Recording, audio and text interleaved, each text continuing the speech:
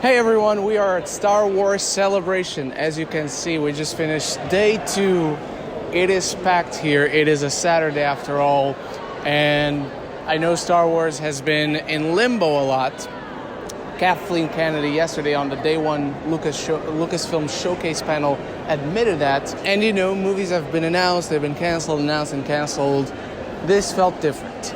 After a big panel, then went into Mandalorian Season 3, where we got to see the upcoming 7th episode, and it might just be the best episode of the entire series thus far. We got to see a little bit of Skeleton Crew. We got to see a lot of Ahsoka, which we'll get to in a bit.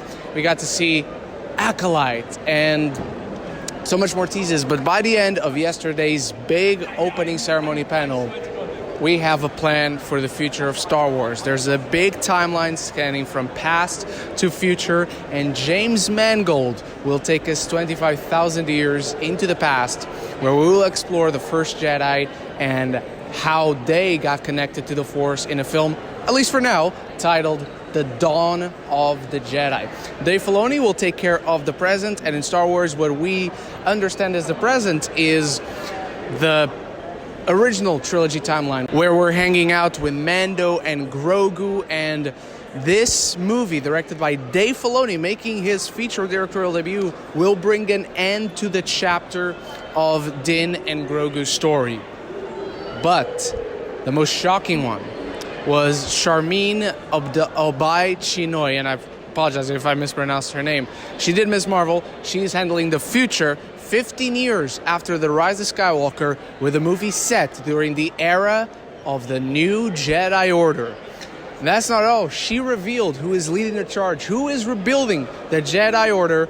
Daisy Ridley is brought on stage, and she is embraced and adored by the public, and she deserves it. I cannot wait to see Rey Skywalker back.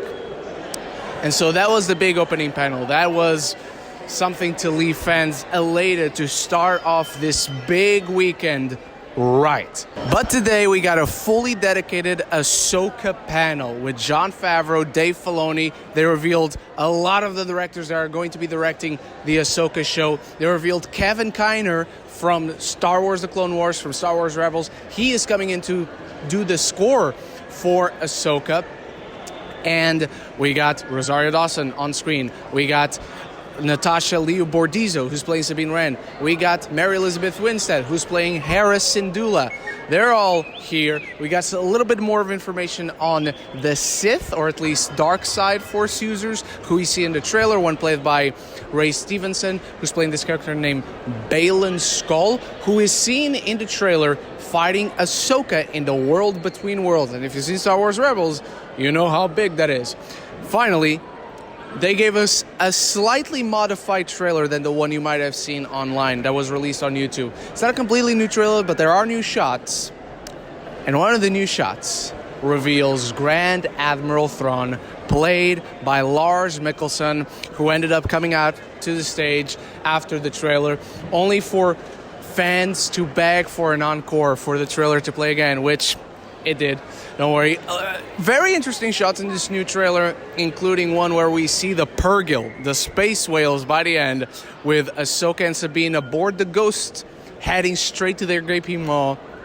And Sabine is sporting her trademark short, purplish sort of hair, which is very interesting. That could be how Ezra and Thrawn himself are brought back into the fold. Nothing much was revealed about the series, nothing much was revealed about the characters, just the fact that they've enjoyed making the show together so much, and it really looks like a spectacular series. Of all the trailers we've got, and we did get a lot of trailers exclusive for Celebration, that was easily the best one, and this modified version that fans alone got today is even better. So for now, we're 2 days in. That's all to report from Star Wars Celebration.